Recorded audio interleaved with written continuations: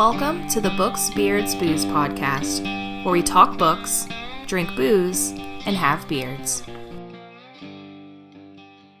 All right. As always, I am Bob of Tales by Bob. I'm the Ask the Podcast, Derek. I am creative consultant Tonya. And I am also back from New Zealand. No, you're not. Why are you lying to us? That's fair. It's a body snatcher. Back from the upside down. Back from the Upside Down. Had a great time visiting with superfan Ryan. Not a ton of book, beard, or booze related news to report on that, so won't drone on about that. I will say that it was... Read your blog post. Yeah, you can check out my blog post on talesbybob.com to see pictures of what I did. But I just wanted to make the observation that New Zealand is firmly up the butt of IPAs.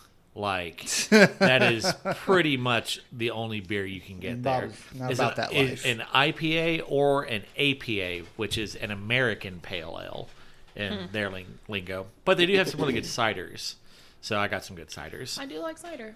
Yep. I had a really good mixed berry cider and some other good ciders. So I noticed I didn't get any of that coming back from Sounds like New there's Zealand. too much insider that going on. Wait, no. And carry on. I went for it. You tried. yeah. I'm a little off today. It's I'm okay. Just it's the thought that counts. Yeah. The effort. Yeah. Wow, I don't. If I was, anyways. All right. Well, so guys, it's October, so the short reads for this month are The Sweetest Fruit of Summer by R.K. Duncan and A Song for the Leadwood Tree by Amy Ogden. They're both, you can Plants. find, they're very fall-y dig it. stories. I really liked them both. I like that it's autumn fall stuff and not spoopy. Yeah. So check those out. You can find the link on our short reads tab of the Books, Beards, Booze website, or you can just go to Beneath Ceaseless Skies, and that's where we get these from. So, yeah. Bit of news. This is fucking crazy. Hit me with it. A man was diagnosed with a rare condition. Basically what happened is he would be walking around and all of a sudden he would get shit-hammered drunk. Oh, nice. What? Yeah. So he was diagnosed with a rare condition known as autobrewery syndrome, in which the microbes in a person's gut ferment carbohydrates into excessive amounts of alcohol. Whoa. In June 2014, at the age of 27, he was admitted into the intensive care unit of a hospital in Beijing. At one point, so much alcohol was on his breath that he couldn't sleep through the night. Jesus. Another time, he threw up and blacked out after chugging some soda water. He kept getting fired from jobs because they think, drunk. oh, you're a closet alcoholic. Yeah. So I think he had gone to Australia. He kept getting hospitalized. Well, he returned to China, and his mom would monitor him with his breathalyzer, and it would inexplicably just soar to 10 times the legal driving limit. Jesus. And they finally figured out that he just had a strain of bacteria in his gut that everyone has. Everyone has this. But this strain of bacteria, there's a bunch of different types of it. And this particular strain really fucking pumps out the alcohol. And he had it in 20 times the normal amount of what most people have. So yeah, it would just randomly just cause him to get super shit hammered, and it destroyed his liver. I mean, it would be like you were a chronic alcoholic. Yeah, because your body hasn't metabolized that the same way. So most people, when they have it, it's just such a small amount. Their liver just cleans it out, and you're fine. But yeah, Not for him. But not for him. On one hand, you're like, yeah, that'd be great. You wouldn't have to buy alcohol anymore. But then you don't have any control over when your gut biome is going to go blip with all the liquors. Yeah. No thanks. I don't. I have enough trouble with my gut biome as it is. Bro. So, funny thing. So I don't like where this is going. I ate a lot of potatoes in New Zealand. Oh, no. And superfan Ryan was like, damn, man, I don't know what it is about your gut flora, but your farts 3 years later smell exactly the fucking same. You have a distinctive fucking brand. And I was like, well, You're welcome. Great. Wow. This is a great episode so far, guys. Well, it is a great episode. You know why? Because Why? we have a new sponsor. Oh, shit. Yeah, we do. We have a new sponsor, the Ilderon Tales. If you're an old school fan of the podcast, you'll remember Derek abandoned us for a week, and Brandon Kennedy came on, Yes. and we did. Can we address that briefly? You abandoned us. You abandoned us. You abandoned us for 2 weeks. But I made sure the podcast were recorded, Derek. Yeah, well, I think you were the reason that we couldn't record before when I was having to go somewhere else. Well, you know. So that sounds like a you causing So anyway, a problem. so So, Derek- when Bob so caused Derek- us to... That was a long time for you to go out and get a pack of cigarettes, Dad Derek over here. You Jesus just gone. Christ. You Wow, just I didn't even know left. I didn't even know he smoked. God. And people voted him favorite? I'm the best. They probably didn't know he smoked. That I wasn't going gonna to bring it up. I wasn't going to bring it up. Wow. Tanya played herself. Yeah.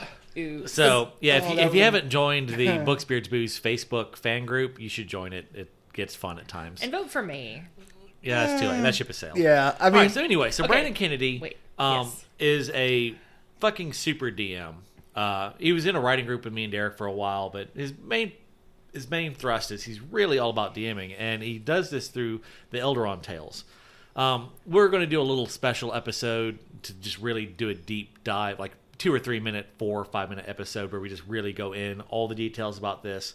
But you should just check out IlderonTales.com. And so Can you spell that for yeah, our I listener? am. Okay. So it's ILLDERON Tales.com. And basically it's 4 interconnected campaigns that are being run at the same time. And they're all on YouTube. So you can go watch them anytime you want on YouTube.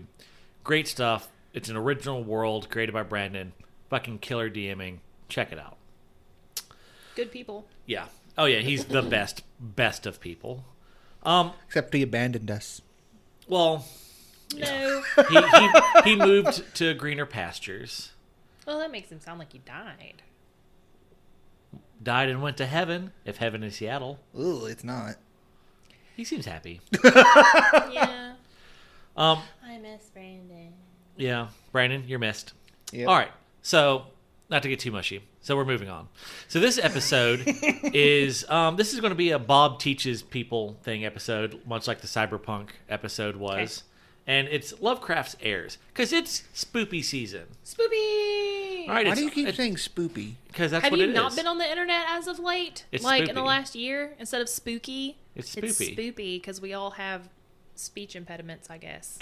But it's spoopy. Spoopy season. No. Yes. Yeah. You're outvoted. So it's spoopy season. And so I we're... feel like I get 2 votes because I'm everyone's favorite. No. Oh, yeah. No. Yeah. Anyway, so... Whoa. We didn't vote on the votes, okay? Yeah. No, so... This is not a representative democracy. You don't vote for your voters. This is a Bob-tatorship, not a Bobocracy, so y'all simmer down. All right. I'm finna come across this table at him. All right. So, but because it's October, we decided that all the episodes this month are going to be in some way horror-y themed. Spoopy. Spoopy. And so this week, the theme is Lovecraft's Heirs. What do I mean by that? Lovecraft dead. Lovecraft is dead as fuck. And The end. The end. No, and so... Good riddance, honestly. So, Aside but... from writing cool stuff, ooh, that man was a shit. Yeah, that's kind of, and so this part of this episode is if you've listened to us, you know I like Lovecraft's writings, but I completely understand if people don't want to read his writings because a lot of them, like some of them, are pretty fucking terrible. So I get that. So here is some stuff that it's Lovecraft influenced that you can read to get that same stuff without having to read the master of racism himself, H.P. Lovecraft. Right.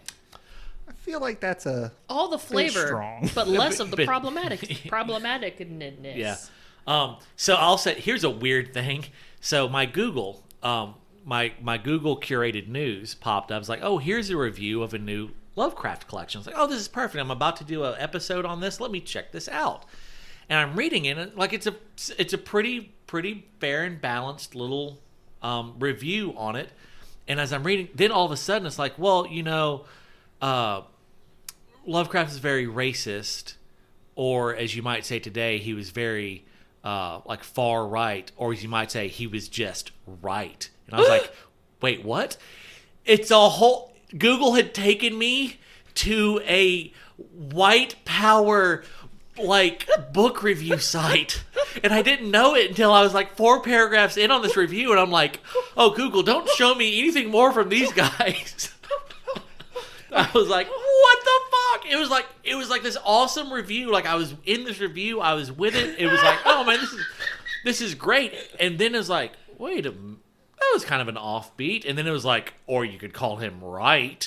I was like, oh no. And I was like, wait a minute. As soon as you started telling me the story, I knew where this was going. I was like, oh no, what site am I on? And I like go to the about section of this website, and even the about section wasn't real clear. So like, oh, we have some frequently asked questions.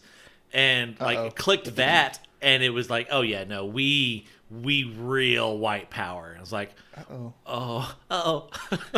Oops. You know, like in Bob's Burgers when Tina's just having that those moments where she just kind of short circuits. Yeah. Yeah. Oh no. Yeah, that was pretty much me. So yeah, that anthology does sound really good. It's an annotated Lovecraft anthology, which I think if you're reading Lovecraft, it's best to get annotated ones because it is written in the 20s and 30s. Mm-hmm. There's a lot of words in there that you're probably not going to recognize, and it will just tell you what they are, give you some of the references, and plus kind of tell you like what's going on in Lovecraft's life. I've got one by S.T. Joshi, who I think is the best Lovecraft scholar. Mm-hmm. So if you ever like, man, I really got to read some Lovecraft, look for something annotated by S.T. Joshi is my recommendation. But this one sounded good, and it wasn't annotated by him. But yeah, so that was a wild ride. But anyway, so if you want to avoid the racism, I'd be like, okay, but so if you want can't to use that okay hand symbol anymore. If you want to avoid the racism, here's what you can do. Here are his heirs. So during his life, I didn't know this. After Voltaire, Lovecraft is like the biggest letter writer, like known letter writer in history. Like it's estimated he wrote over 100,000 letters. Lord. Of which we have about 1/6 of them. And that's one thing I've never read that I've always kind of wanted to. You can buy collections of his letters, but so there were some contemporary writers that he exchanged letters with that y'all probably won't recognize the names except for Robert E. Howard, who created Conan. Right. And you might know Fritz Lieber. Recognize the name. He Did Fard and the Grey Mouser series. Oh yeah. But there's some others that were, if you're big into the mythos, you'll recognize Clark Ashton Smith, Robert Bloch, Frank Belknap Long, Henry Kuttner, Henry S. Whitehead. And they're kind of known as the Lovecraft Circle. And another guy that we'll get into. So those were his contemporaries? Yes. Okay. So this is while he's still alive. These are people... Because Lovecraft... No, he wrote letters to them after his death. Now, seems legit. Yeah, it could. It's very Lovecraftian. Be Lovecraftian, yeah. Yeah. But no, so he was very open with sharing his ideas. Like... The ideas of the mythos and whatnot, he was cool with people. Like there's some Conan that you can read, like early Conan stuff that has references to the mythos, and so he's very open about sharing that kind of stuff. So some of these writers have those elements into it, but a lot of them are writing that cosmic horror that he's known for. Do you think that that's why he didn't copyright his stuff when he died, and that's why, or is that just a lapse? No. All right. So here's the saga. I've done a lot of research on this topic recently. Here's kind of the saga of Lovecraft's estate. He died and left it to his nephew, I think, as his like literary executor. Okay. And he basically just took everything and dumped it. Well, that guy trash? No, dumped it at a university library. Okay. So. He got rid of it. Well, when he died, the copyrights passed to Lovecraft's only remaining heirs, which were 2 sisters, I think. And the vibe I don't know much about them, but I think they were kind of like old maids kind of deal.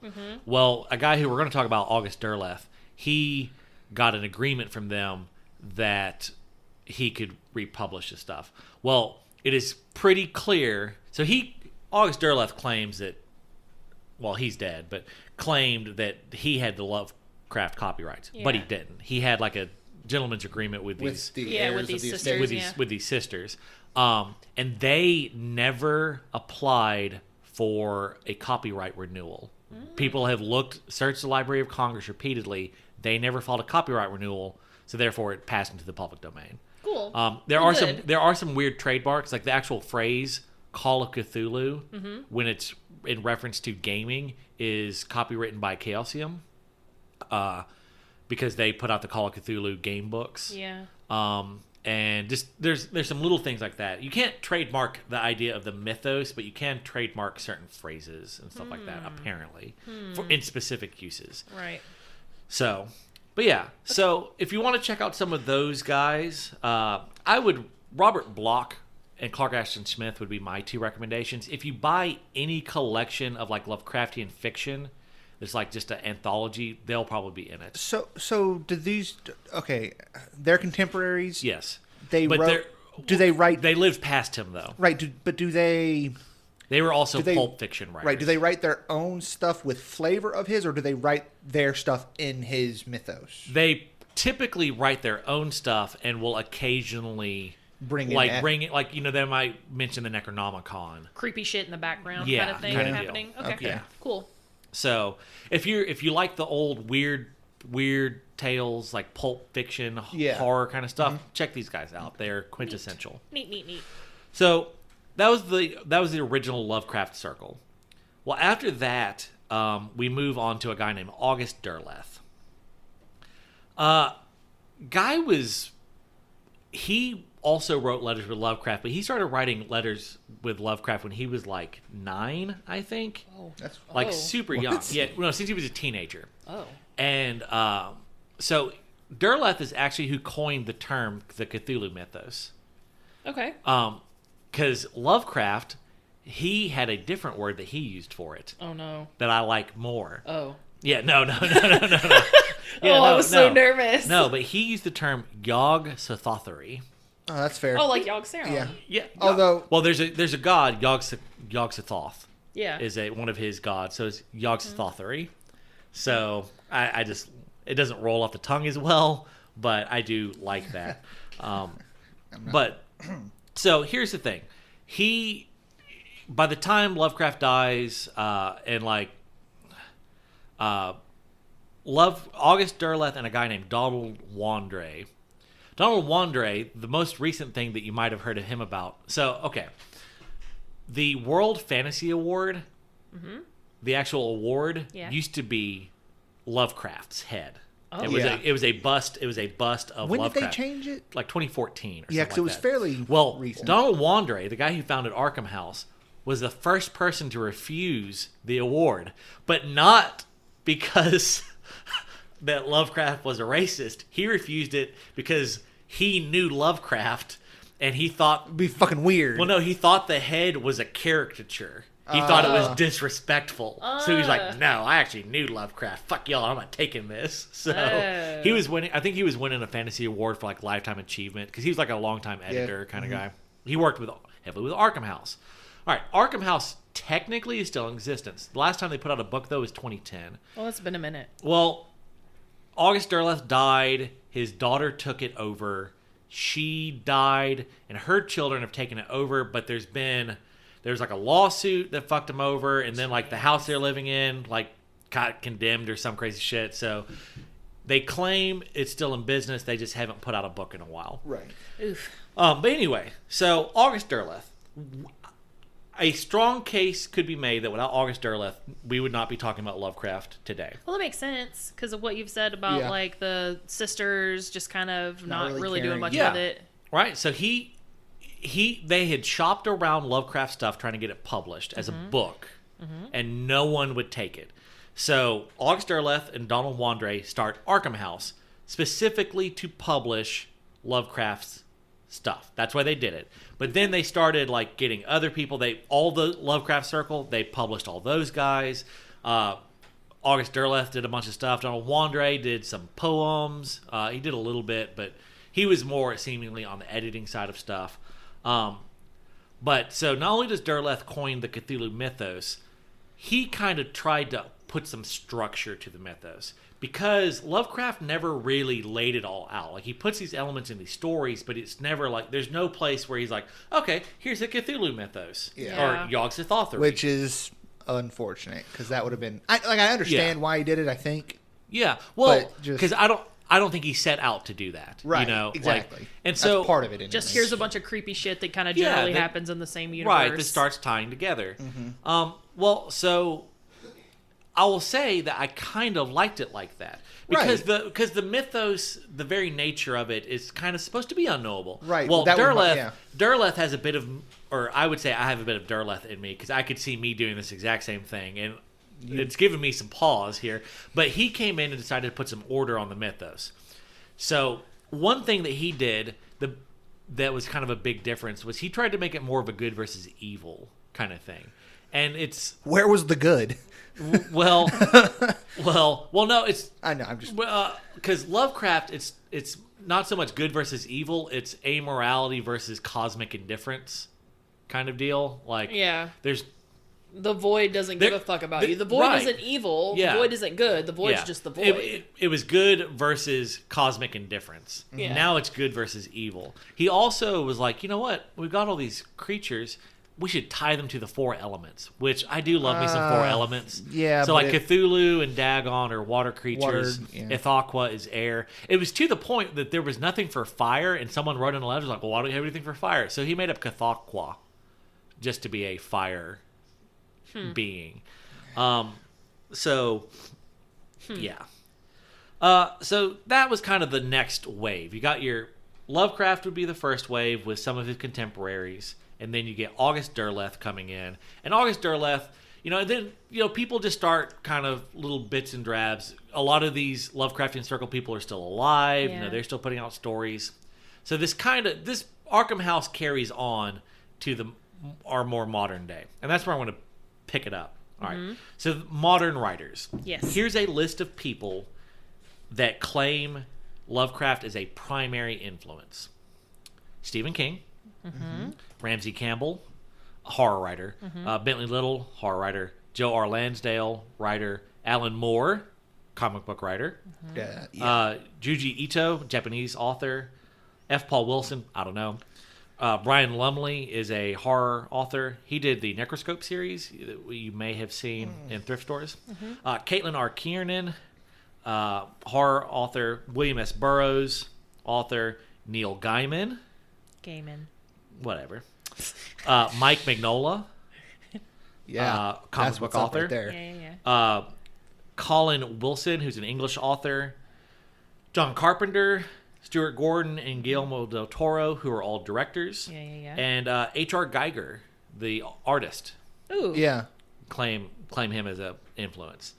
Like, if you've ever read Stephen King, it's not a ton of references. The references tend to come in more of the short stories, but I distinctly remember in Salem's Lot, there's a reference to the Necronomicon, I think. If it's not the Necronomicon... I thought it was Pet Cemetery. No, in the Necronomicon, in Salem's Lot, they go to a church and there's a reference to a book there. It may have been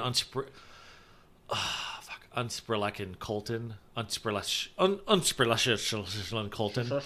Yeah. So, all right. So one thing that's pretty common to a lot of these mythos stories is books. They're tied together by books, like the Book of Iban, the Necronomicon. Unsperlechen Colton is one. Well, Lovecraft didn't come up with all of those. And in fact, August Derleth, what he would do was, if he thought a story was mythosy and had like the Book of Iban in it, he would say, okay, well, that's part of the mythos now.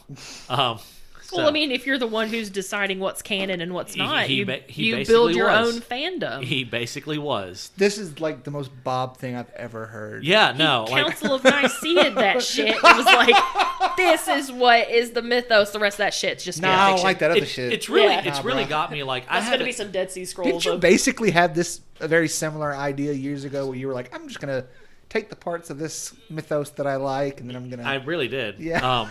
Well, no, I was going to do Gnosticism. I was doing my own version of Gnosticism. That's what it was. Picking the parts I liked. I was going to make my own Cthulian Gnosticism mythos thing. Yeah. Which I kind of have. I mean, my Howard Marsh stuff is technically part of that, kind of, but not really. Some of your so short why didn't you stories. list yourself as an author who's inspired by H.P. He was actually my first real influence as a writer. Everything I tried to write early on, All like of as an it, adult, yeah. was very, very, very Lovecraftian.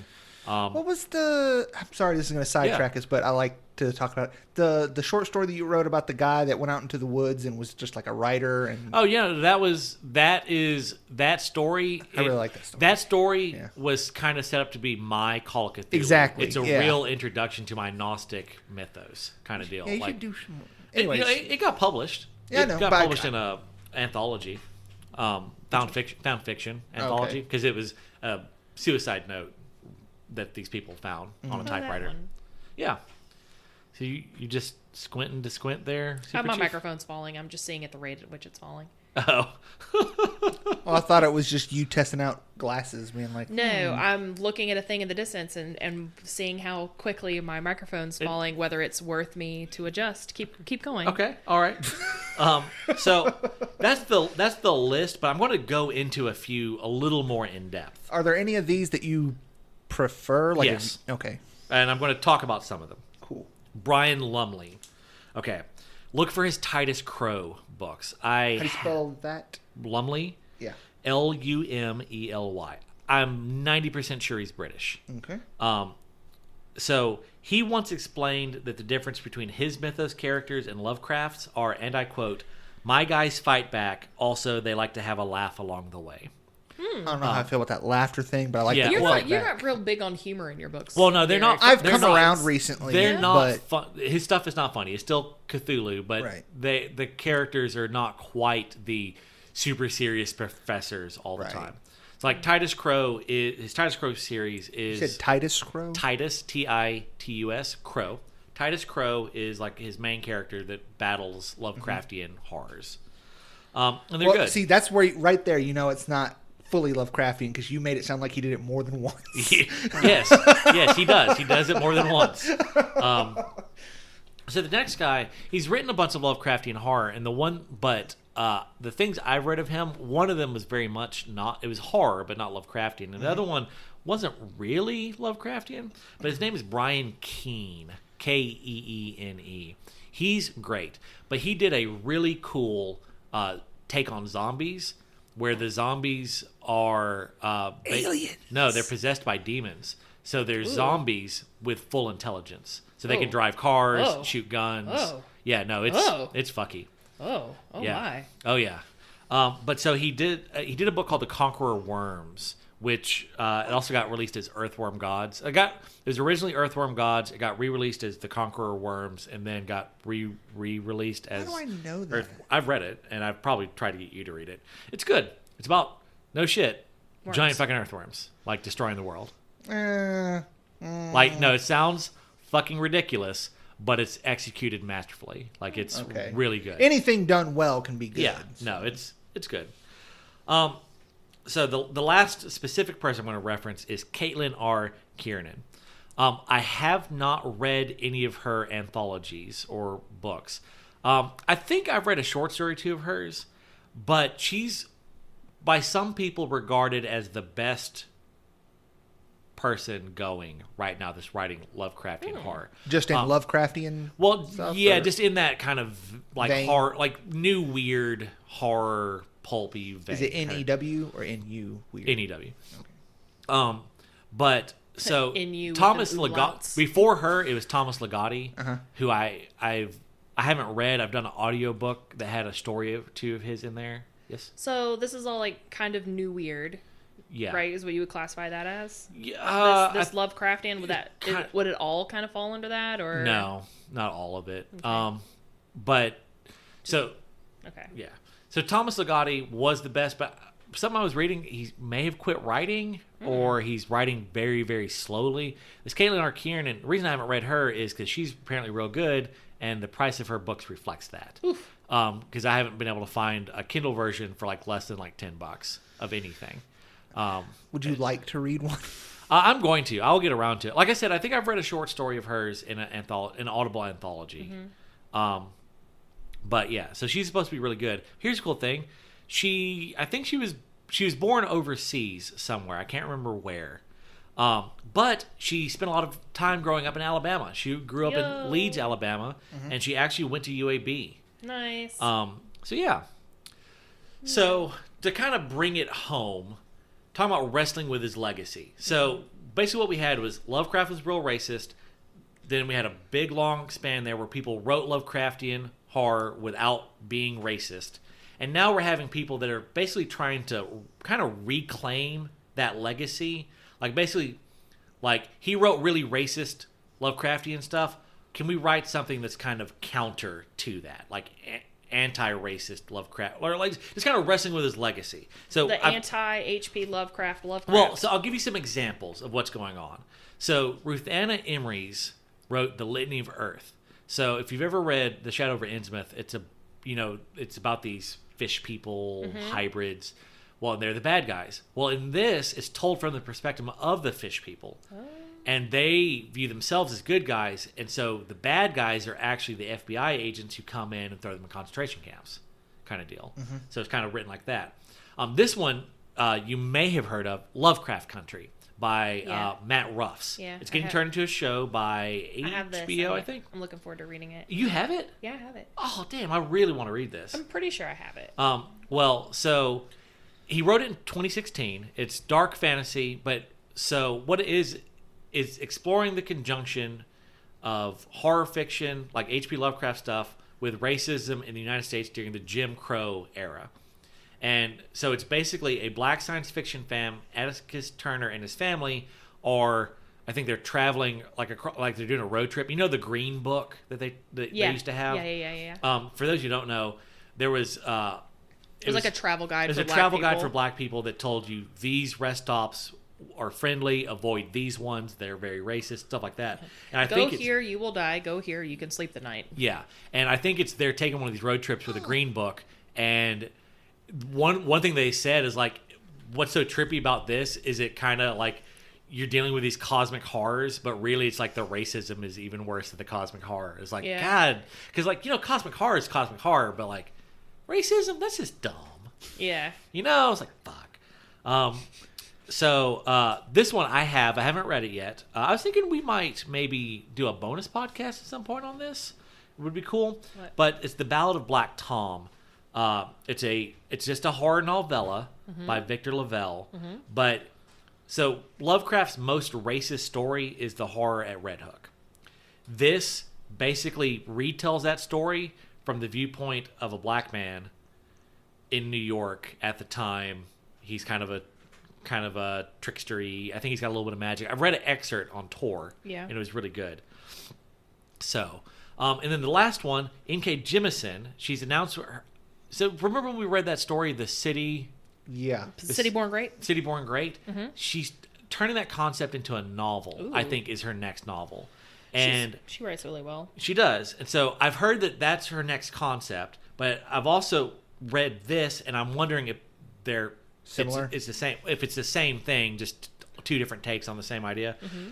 But her next book is deliberately a chance for me to kind of mess with the Lovecraft legacy. He was a notorious racist, so this is a chance for me to have the chatter hordes. That's what he called the horrifying brown people of New York that terrified him. This is a chance for me to basically have them kick the ass of his creation. So now I'm looking forward to having some fun with that, is what she said. So I'm wondering if it's the City Born Great with like, because there was that evil thing. Mm-hmm. I wonder if it's going to be like more Lovecraftian cosmic horror now, and then who knows? We'll see.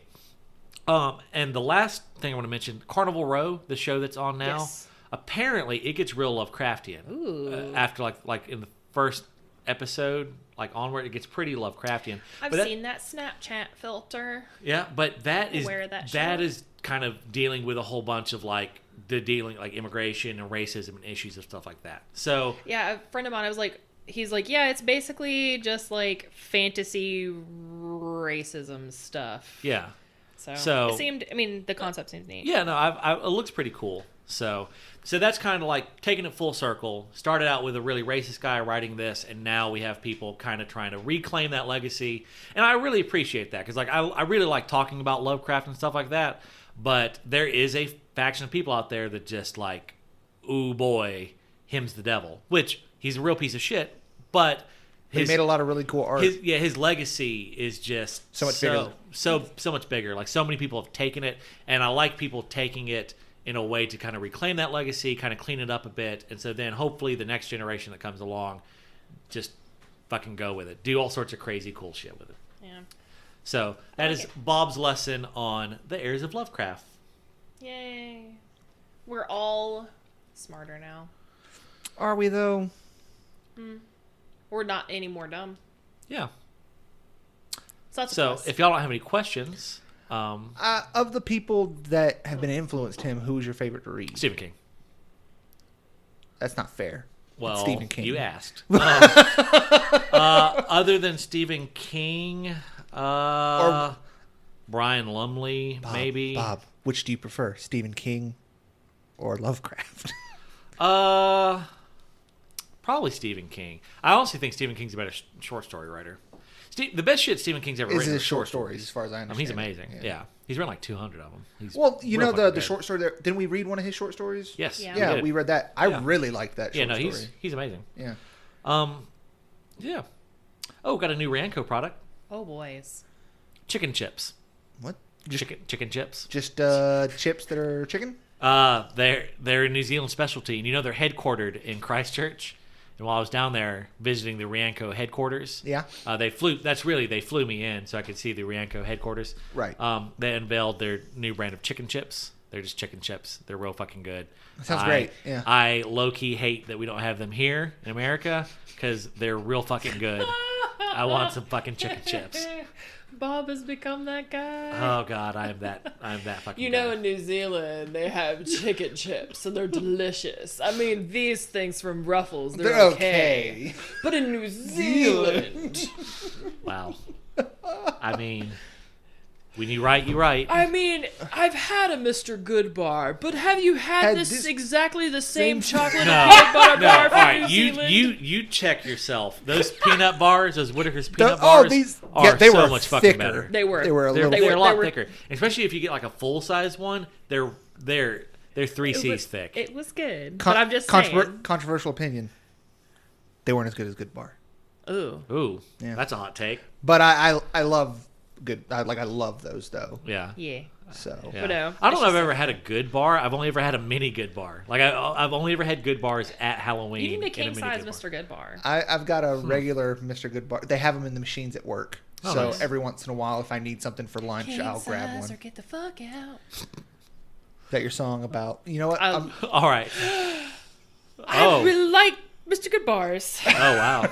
Someone's a size queen.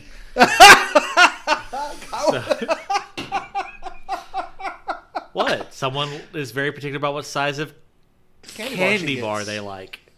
All right. So I literally have nothing other than just this indignant face. That's all I can give you. So in the coming week, as the indignant face glares at you across the table, as you smack into your U-Haul door, of your week, I hope that you no one sees you do it except for someone who is there with you, so that they are somewhat can commiserate with your utter failure of knocking the door off the tracks with the force of your face. And then you wander away like a phased pigeon that just crashed into a window. It was me. And may the blessing of the beard be upon you. Thanks for listening to this episode of Books, Beards, Booze. Our co-hosts are Bob, Derek, and Tanya. Our producer is Bob. For more information, visit our website, booksbeardsbooze.com. Follow our social media at Tales by Bob. If you enjoyed this podcast, please rate, subscribe, and share. Okay, bye.